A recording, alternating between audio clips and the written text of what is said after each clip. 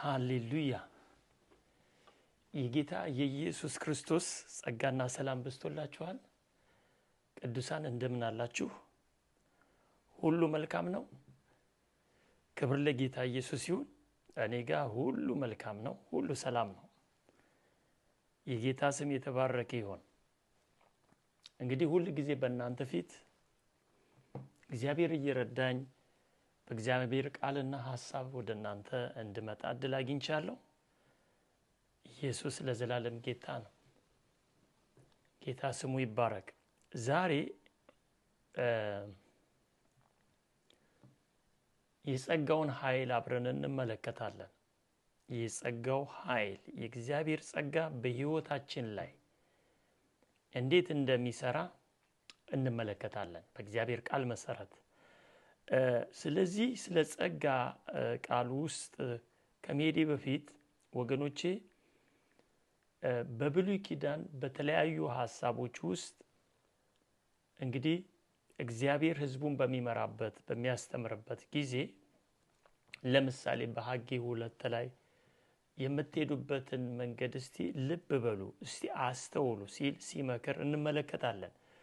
በኢያሱ ምዕራፍ 3 ላይ ይህችን መንገድ ከዚህ በፊት ሄዳችሁበት አታውቁም ይላል እና ሰው በራሱ የሚሄድበትን መንገድ ሰው በራሱ የሚኖረውን የህይወት መንገድና ጎዳና ሊለውጥ የሚችል ወገኖቼ ጸጋና ጸጋ ብቻ ነው።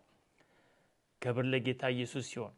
የጸጋውን ጉልበትና ኃይል በህይወታችን ውስጥ መለማመድ ስንጀምር እግዚአብሔር ከእኔና ከእናንተ ጋር አብሮ እየሰራ እንደሆነ እኔና እናንተ ምስክር ነው የምንሆነው። እንዴት ይሰራል አላውቅም፣ ግን የእግዚአብሔር ጸጋ በህይወትሽ ላይ ይሰራል ነው የምለው። ክብር ለጌታ ኢየሱስ ይሁን። ኢየሱስ ጌታ ነው። ሃሌሉያ።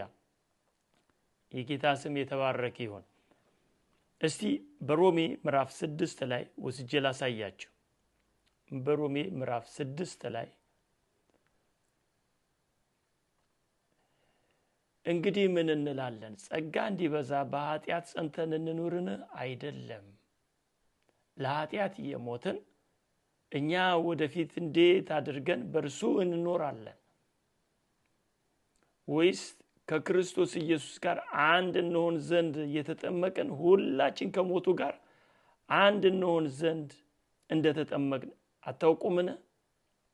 እንግዲህ ክርስቶስ በአብ ክብር ከሙታን እንደተነሳ እንዲሁ እኛም በአዲስ ሕይወት እንድንመላለስ ከሞቱ ጋር አንድ እንሆን ዘንድ በጥምቀት ከእርሱ ጋር ተቀበርን። ሞቱንም በሚመስል ሞት ከእርሱ ጋር ከተባበርን ትንሣኤውን በሚመስል ትንሣኤ ደግሞ ከእርሱ ጋር እንተባበራለን። ከእንግዲህስ ወዲያ ለኃጢአት እንዳንገዛ የኃጢአት ሥጋ ይሻር ዘንድ አሮጌ ሰዋችን ከእርሱ ጋር እንደተሰቀለ እናውቃለን። የሞተስ ከኃጢአቱ ጸድቋልና፣ ነገር ግን ከክርስቶስ ጋር ከሞትን ከእርሱ ጋር ደግሞ በሕይወት እንድንኖር እናምናለን። ክርስቶስ ከሙታን ተነስቶ ወደፊት እንዳይሞት ሞትም ወደፊት እንዳይገዛው እናውቃለንና መሞትን አንድ ጊዜ ፈጽሞ ለኃጢአት ሞቷልና በሕይወት መኖርን ግን ለእግዚአብሔር ይኖራል። በጣም አድርገን ብንመለከት በምዕራፍ 6 ላይ የሚናገረው ወገኖቼ ኃጢአትና ጽድቅን የሚገልጥበት ሐዋርያው በዚህ ምዕራፍ ውስጥ በክርስቶስ ኢየሱስ በማመን አምኖም በመጠመቅ ሞቱን በመተባበር የተገኘ የጸጋ ሕይወት አለ ነው የሚለን እኔና እናንተ። በጣም የሚገርመው ወገኖቼ በዚህኛው ምዕራፍ ውስጥ ምዕራፍ 6 ላይ ይህን ካብራራ በኋላ የእግዚአብሔር ስጦታ 23 ላይ ምን ይላል? በክርስቶስ ኢየሱስ የዘላለምን ሕይወት እንደሆነ ይነግረናል። የኃጢአት ደሞዝ አለው፣ የኃጢአት ደሞዙ ደግሞ ሞት ነው ብሎ ሰው በእግዚአብሔር ጸጋ ብቻ እንደሚድን የዘላለምን ሕይወት እንደሚያገኝ በዚህ ሐሳብ ውስጥ ያብራራልናል። ምዕራፍ 7 ላይ ሄደን ስንመለከት ተመልከቱ። ከዚህኛው ምዕራፍ ቀጥሎ በጣም የሚጠቅም ዛሬ ለኔና ለናንተ ይህን ሐሳብ ልገልጥ ያነሳሳኝ ሐሳብ እንመለከታለን። ምክንያቱም ለኃጢአት የተሸጥኩ ስጋዊ ነኝ ይላል። ከዚህ ለኃጢአት ከተሰጠ ስጋ ማን ያድነኛል ይላል። በውስጡ በስጋው ውስጥ ተመልከቱ ተደብቆ የሚሰራ የኃጢአት ሕግ አለ ይላል። በጣም ነው የሚገርመው። ይህ በጣም አድርገን ብንመለከተው ወገኖች በግል ሕይወታችን ውስጥ ያለ ምስቅልቅል ያሉ ነገሮች ሁሉ የሚፈቱበትን መንገድ መውጫ መንገድ ጸጋና ጸጋ ብቻ እንደሆነ ያሳየናል። በዚህ ሐሳብ ውስጥ ወገኖቼ ሁለት ሐሳቦችን ያስባል። መልካም ማድረግ የሚፈልግ ነገርን ክፉ የሚያደርግ እንደሆነ ይህንን ነገር አትኩሮ ሲመለከት በውስጡ የኃጢአት ሕግ ኃጢአት ኃይል የሆነ ያን ነገር ያሰራው እንደነበር ይመለከትና ምዕራፍ 8:1 ላይ ሄደን እንመልከት። በጣም ነው የሚጠቅማችሁ። ምዕራፍ 8:1 ላይ ለኔና ለናንተ ምን ይለናል? ለምናምን ሰዎች ሐዋርያው እንዲህ ይላል። ምዕራፍ 8 እንግዲህ በክርስቶስ ኢየሱስ ላሉት አሁን ኩነኔ የለባቸውም ይላል። ምክንያቱም በክርስቶስ ኢየሱስ ያለው የሕይወት መንፈስ ሕግ ከኃጢአትና ከሞት ሕግ አርነት ነፃ ማለት ነው አውጥቶኛልና ከስጋ የተነሳ ስለደከመ ለሕግ ያልተቻለውን እግዚአብሔር የገዛ ልጁን በኃጢአተኛ ስጋ ምሳሌ በኃጢአት ምክንያት ልኮ አድርጓልና እንደ መንፈስ ፍቃድ እንጂ እንደ ስጋ ፍቃድ ለማንመላለስ በእኛ የሕግ ትእዛዝ ይፈጸም ዘንድ ኃጢአትን በስጋ ኮነነ። ተመልከቱ፣ እግዚአብሔር ክርስቶስ ኢየሱስን የሰጠበትን መንገድ በመንፈስ እንድንመራ እኔና እናንተ የእግዚአብሔር ፍቃድ ያለበት የእግዚአብሔር ቃል ሁሉ የእግዚአብሔር መንፈስ ያለበት ነው። እግዚአብሔር ይህንን ሕይወት ለኔና ለናንተ የመዳኛ መንገድ የልጁን በመስቀል ላይ ሰጥቶ ያዳነበትን ሕይወት ሲነግረን ተመልከቱ። እንዲህ ነው ያለው፣ ከስጋ የተነሳ አሁን ሰው ክርስቶስ ከሌለው የኃጢአት ኃይልን ማሸነፍ አይችልም። የሞትን ኃይል ማሸነፍ አይችልም።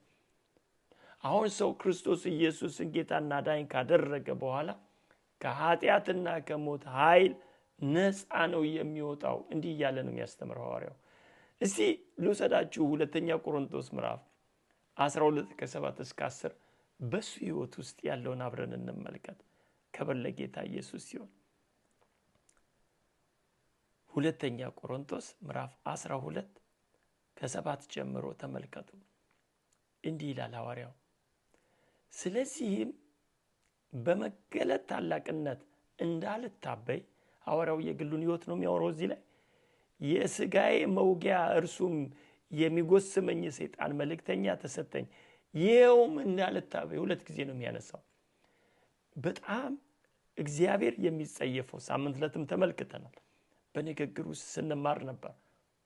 ተመልከቱ፣ መታበይ፣ ጉረኛ መሆን፣ በእግዚአብሔር ፊት ፕራውድ ማድረግ በጣም እግዚአብሔር የሚጸየፈው ኃጢአት እንደሆነ አብረን ተመልክተናል። ተመልከቱ፣ ሐዋርያው እዚህ ጋራ ካገኘው መገለጥ የትኛው መገለጥ? ሐዋርያ ሥራ ምዕራፍ 9 ላይ ያለው ጌታ መጥቶ ባገኘው ጊዜ ተመልከቱ ሕይወቱን ለወጠው ብለን ተመልክተናል በይቅርታው ትምህርት ውስጥ።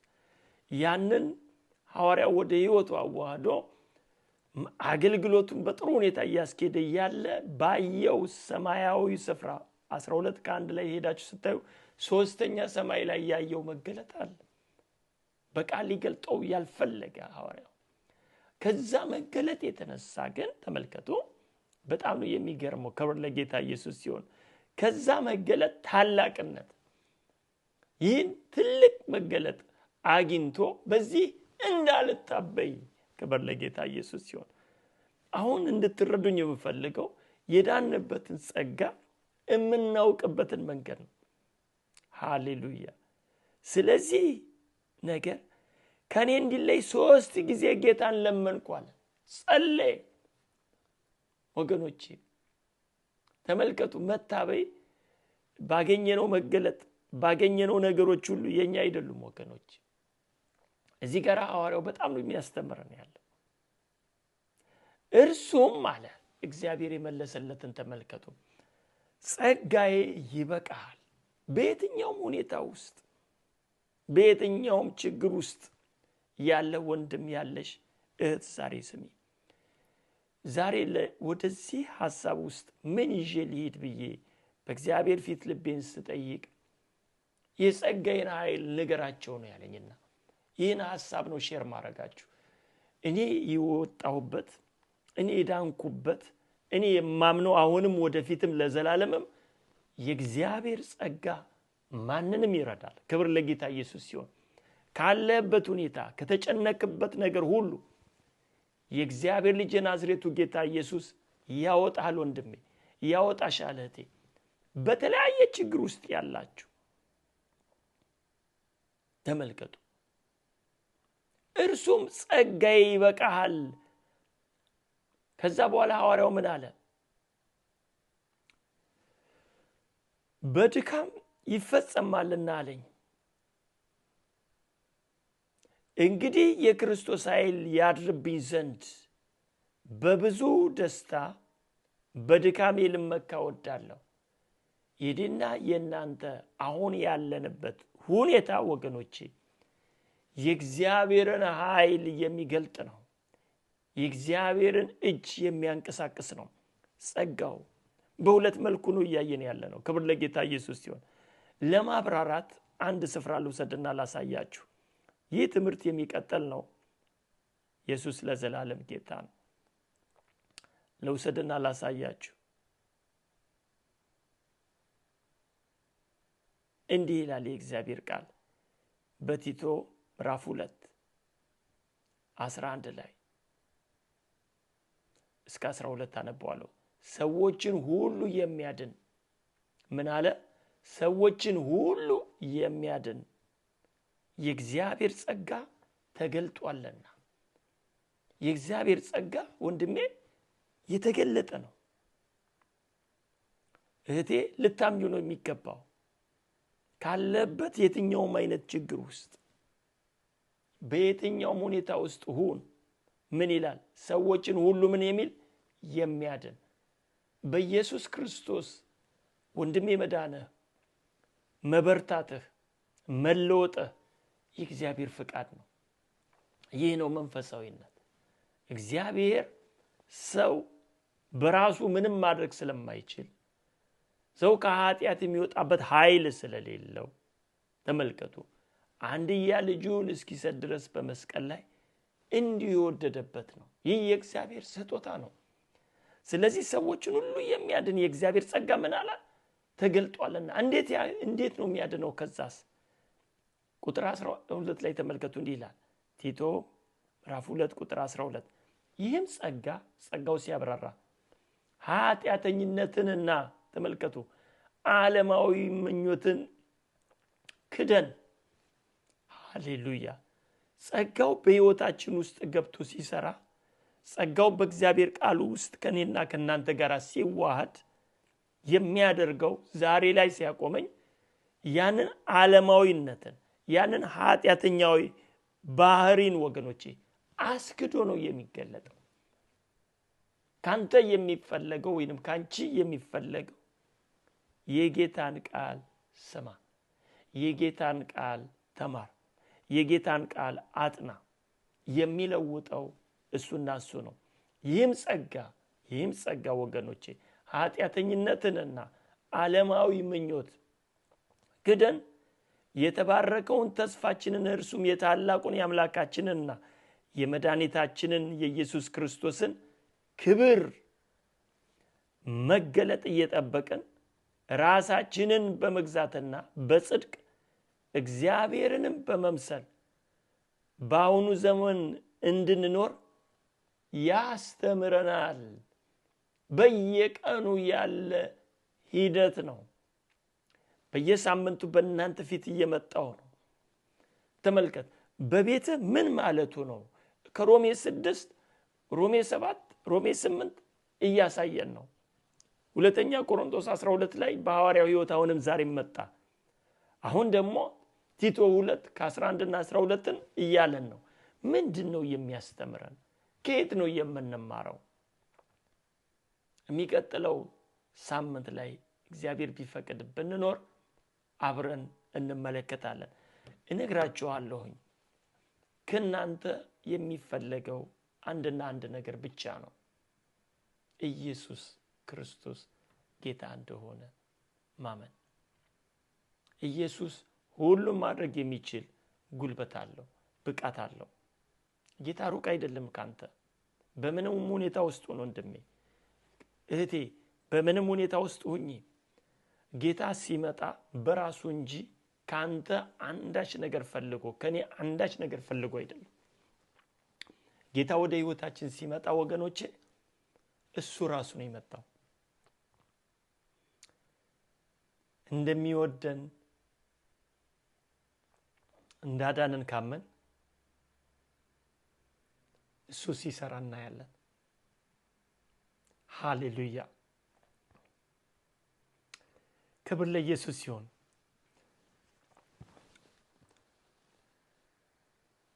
ሃሌሉያ!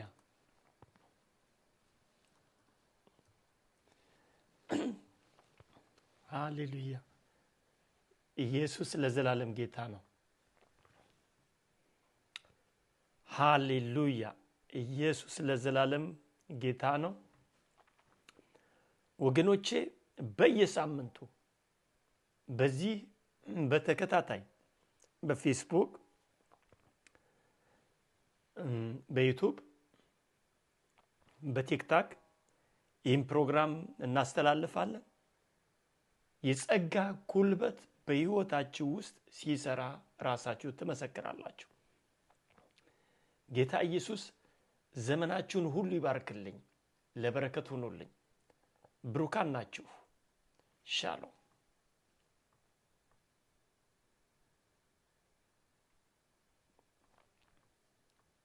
ሃሌሉያ!